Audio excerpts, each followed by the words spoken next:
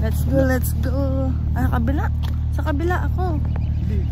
Pupunta kaming meron akong parang interview. Caregiver, guys. Thank you. Lalakitan mo. Meron mong salita eh.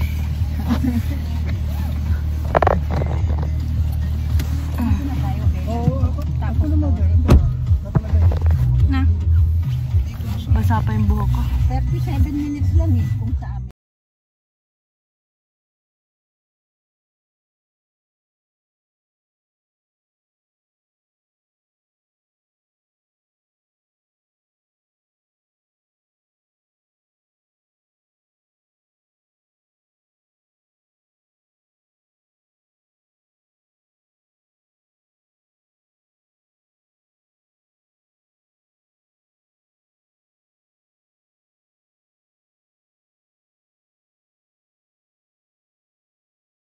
Buhok ko.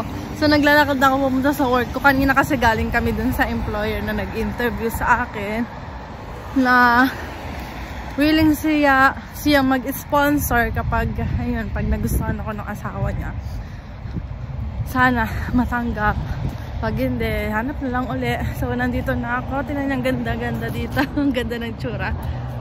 Saan ba ako? Dito ang daan eh. Dadaan pala ako dito sa snow. Patay. Nadalas ako. Napamuro puti ako eh. Kasi dito ang daan eh. Hindi naman inaano. Tingnan nyo. Ito kasi ang ganda. Ano ba yan? Hindi pa naman ako naka-winter boots eh. Lubog-lubog pa ako. Ayun na, malapit na ako. Bali kasama namin si Tita Remy, sinamahan nila kami. Kasi ang layo. Kailangan mo talaga may sasakyan ka doon. Kasama ko si Ate Olive kasi si Ate Olive yung nag-refer sa akin. Proceed to the route. Bali ano lang sila mag-asawa, 84 years old. Ang laki-laki ng bahay nila. Yun, naalagaan ko yung asawa niya. Nag-aalaga dun sa ang tawag ba dun? Hindi ko alam kung ano yung tawag dun sa dinadala dun yung mga matatanda kasi sila lang mag-asawa. Sila lang mag-asawa ang nasa bahay. Yun, kasi yung mga proceed to the route. Dito sa Canada kapag yung mga anak may kanya-kanyang pamilya na hindi na sila tumitira sa magulang. Kaya nalulungkot ako kapag yung nakikita ko mga ibang matatanda sila lang mag-asawa. Minsan mag-isa lang siya kapag wala siyang partner. Tulad nung nililinisan naming bahay, mag-isa lang siya sa bahay. Yun talaga life. Mabait si sir. Mabait siya, kaya sabi ko magiging okay ako dito. Ang laki ng bahay nila, maglilinis-linis ako. May pusa sila, tapos inaano niya ako kung marunong ako mag-drive kasi hindi ako marunong mag-drive. Kailangan kong mag-aral kasi meron daw silang dalawang sasakyan. So may time na gusto rin kasi nung asawa niya na namamasyal-masyal daw, ganyan. Kaya wala pa naman sa plano ko yung magdadrive ako din sa sasakyan kasi nga natatakot ako. Wala tayong choice. Kaaral talaga ako. Tapos tumingin kami ng phone kanina ni Marvin kasi nga yung phone ni Marvin na din eh, medyo luma na rin. Yun ay galing sa kapatid niya. Hindi pa yung bibili kung hindi siya magpapalit ng phone kung hindi siya binigyan ng kapatid niya. Yung parang lumang phone ng kapatid niya binigay sa kanya. 2016 pa kasi yung phone niya. Ngayon, kailangan niya ng phone maayos-ayos para makapag iPhone sa iPhone nagagamit. Android lang yun. Andito na pala ako sa paglilinisan ko. Guys, babalik ako. Arrived. Kwentuhan tayo. Guys, tapos na yung trabaho ko. At ito na naman ang sundo kong lakad. Drive ako eh. Walang sakin eh. Dito kami sa mga, saan ba to? Parang downtown na to eh. Oo. Hindi pa downtown eh. So natapos yung kwento kanina, diba? Doon sa pag-apply ko. Basta yung kanina, ang bait. Sobrang bait talaga nung employer ko. Pero hindi ko nga na-meet yung kanyang asawa, yung aalagaan talaga. Hanggang Wala, natutuwa talaga ako kanina nung nagkakwento siya. Ang ano ba, Heartwarming. It's overwhelming. Kitang-kita kasi sa itsura niya na talagang mahal na yung asawa niya. Kasi gusto niya mapalapit sa ano eh. Yung sabi niya, okay daw sa kanya na may nag-aalaga, may nabawasan daw yung ginagawa niya, pero hindi daw okay. Hindi din daw okay kasi hindi niya kasama yung asawa niya. Yun nga, kasi tsaka matanda na rin siya. Iba daw kasi yung feeling tsaka na injured na asawa. Iba daw yung feeling na nasa bahay yung asawa niya. Totoo. Magkasama sila. Hindi, iba rin yung feeling na mag-isa ka lang talaga sa bahay. O mag-isa, laki-laki ng bahay niya, mag-isa na. Tapos sabi ko, nasa isip ko noon, grabe, mahal na yung asawa niya talaga. Kitang-kita sa itsura niya, sobrang lungkot na itsura niya na nagkukwento siya eh. Nasabi niya, gusto niya daw doon daw sa bahay yung asawa niya. Iba daw yung feeling pag wala yung asawa niya. Sanay daw kasi siya nakasama niya asawa sa bahay. Ako pag matanda nagsasabi ng ganun. Oo. Nalungkot ako kasi lalo na yung mga yung mga tatanda yung talagang yan? Yung talagang sumakabilang buhay ng asawa. Mas nakakalungkot yung ganun eh. Naalo nga ako sabi ko kapag natanggap ako talagang papasayahin ko yung yung misis niya. Magsasayaw ka doon para sumaya. Hindi. Magkakanta ka. Kasi natuwa din sa akin yung yung employer yung lalaki, 83 years old, kasi nga madakdak ako, hindi ko alam dire-diretso yung salita ko, kaya nung sinabi niya, nagulat siya ng galing akong Pilipinas kasi daw ang galing ko daw mag-English. Siguro daw maganda daw yung tinapos ko, sabi niya sa akin. Sinabi rin niya yung kanina Sinabi ba sa'yo? Oo, sinabi rin. Oo, pero sinabi din kanina Tapos yung sinabi ko, graduate ako ng Hotel and Restaurant Management. Tapos sabi, yun nga sinabi niya. You can cook.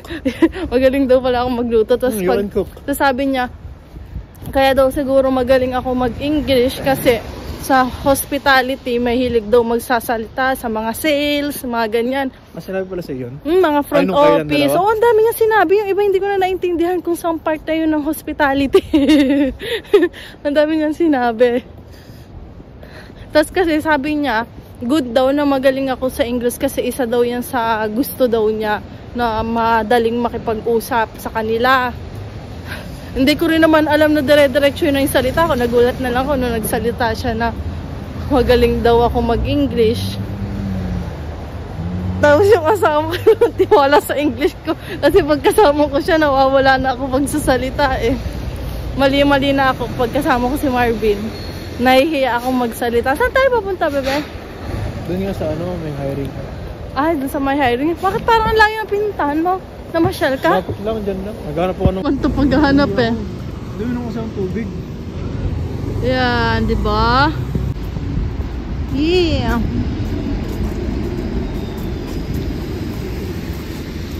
Ang gapo.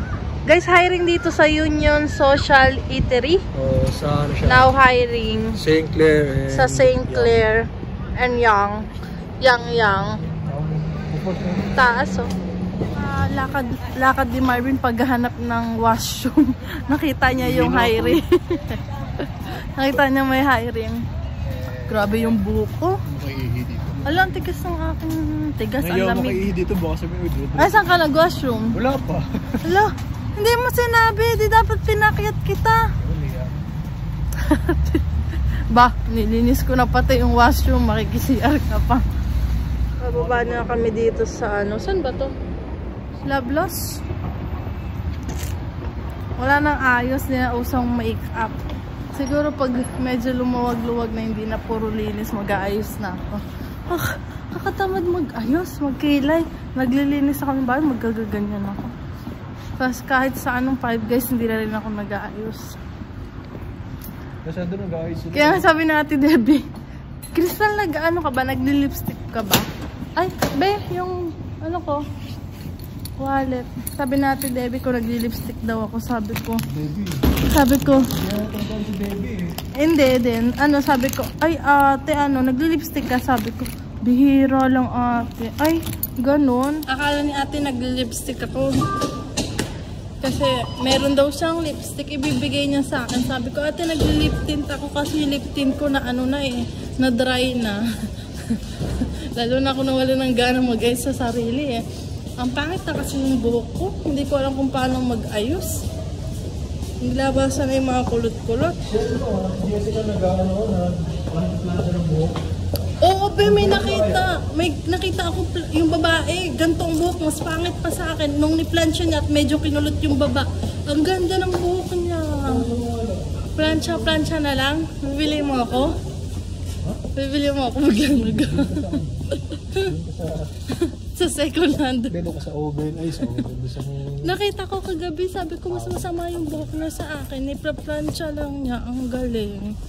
Ang ganda. Parang tinuwid na dito. Tapos medyo kulit-kulit dito sa baba. Mukha na akong lula. Ang gala ng buhok ko. Dito na kami sa Warden. Maghihintay na kami ng bus. 5 minutes na lang dadating na. Magluluto si Marvin. Nakamarinate na kasi yung ano ko, yung pangkalamaares. Iprepito na lang ni Marvin. Tapos meron na rin ako suka. May suka na yun. Masarap yung suka ko. Ibig sabihin yung nakababad. Nakababad. Ay, babad na yung suka? Pang matagalan. Okay. Yun din naman yun eh. Masarap yung suka na ginawa ko. Shara, nagbabasa. Aral yarn. Yay! Nag-aaral ka. So, naghihintay kami ng bus at yung asawa ko, kaysa nakatunga nga daw, magbabasa daw siya. Ayan na. Pasensya na kayo sa aming camera, madilim.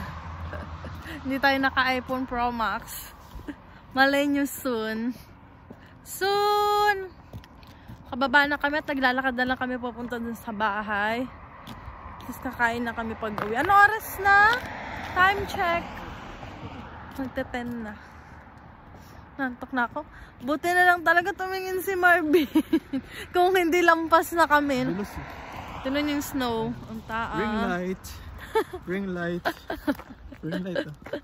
Tinan nyo pa rin, no? Sa TikTok. Sobrang kapal. Mas makapal pa kaysa dito. Sa ano? Sa Alberta. Makakapal. Sobrang kapal na. Gusto kong maglaro sa snow kanina. Kasi yung pinuntahan kanina, ang linaw-linaw eh. Ang linaw-linaw. Ang linis-linis, puting-puti. Linaw-linaw.